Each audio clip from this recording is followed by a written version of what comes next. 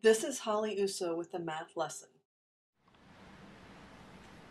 All right, super class. Now we're going to go on to harder factoring. What's harder about this? Well, if we're going to factor 3x squared plus 5x minus 2, notice the number in front of the x squared, the leading coefficient, is not equal to 1.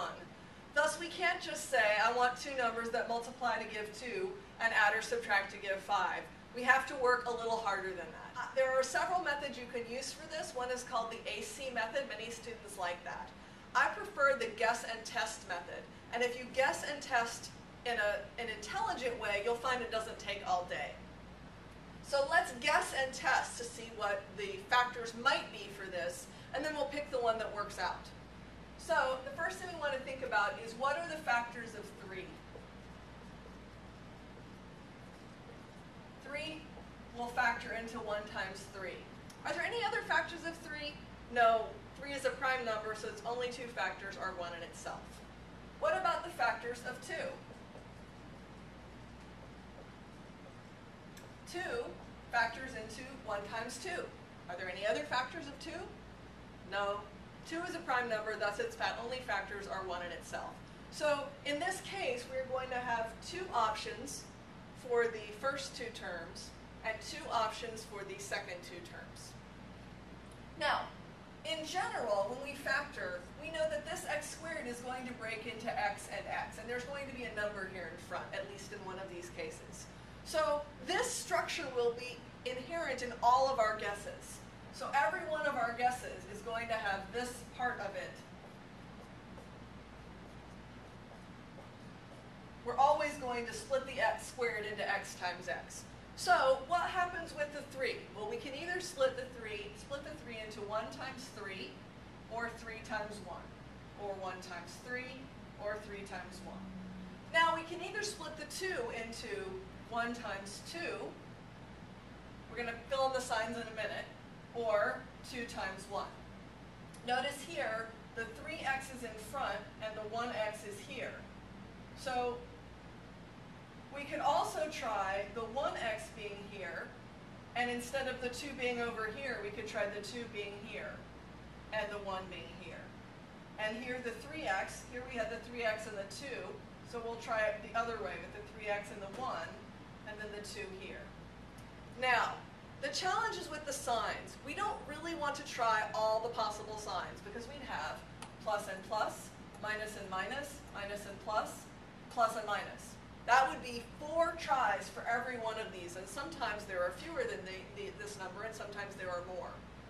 So what I want us to do is think about this sign.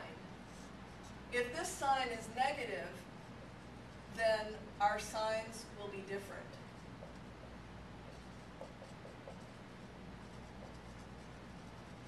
Right? That's true because you're going to have negative and positive, and that's going to multiply to give a negative. Or positive and negative, and that's going to multiply to give a negative. So let's put in all the possible signs. We'll start with a plus over here. We have a plus here, then we have to have a minus here. This is 1x plus 1. Now we could also have this same thing with the signs reversed. Then here we're going to start with a plus here and a minus here. A plus here and a minus here.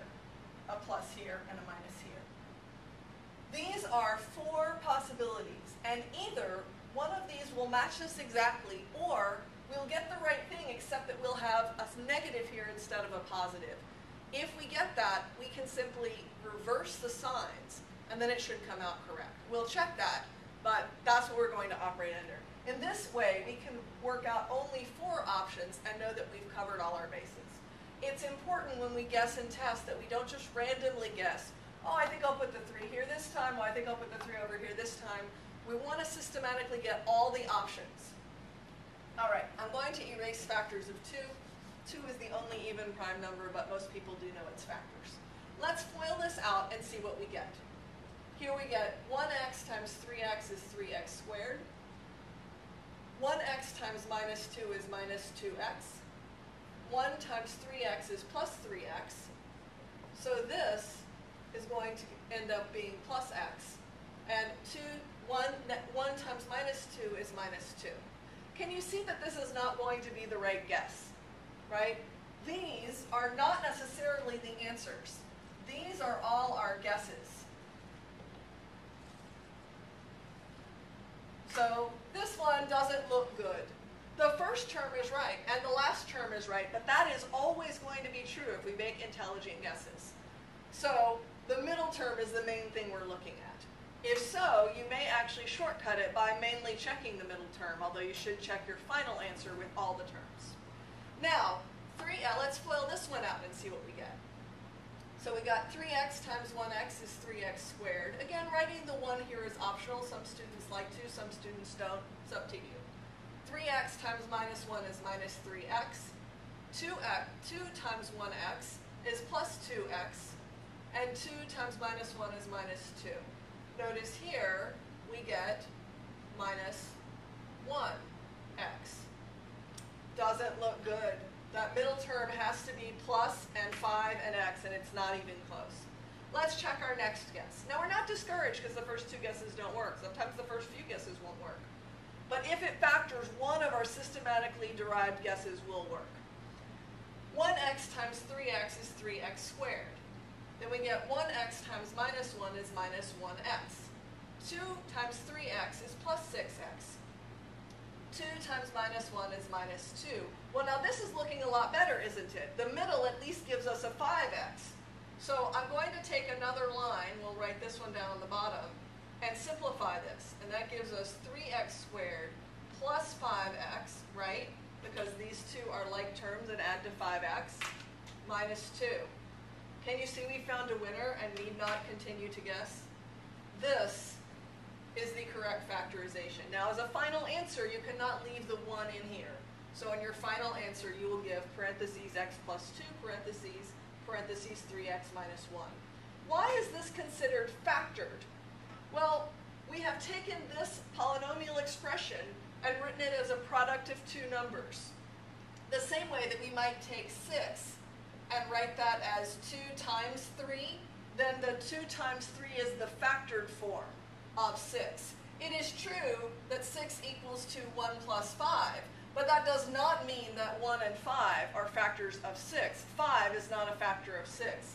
In order to be factored, we have to rewrite the original number or polynomial expression as the multiplication or the product of 2 polynomials or 2 numbers. So note that this would be factored, and this is not factored. If we multiply this out, notice that we will not get exactly what we started with, and thus it is not a correct guess. Be patient with yourself when you're doing these. Let's look at another example.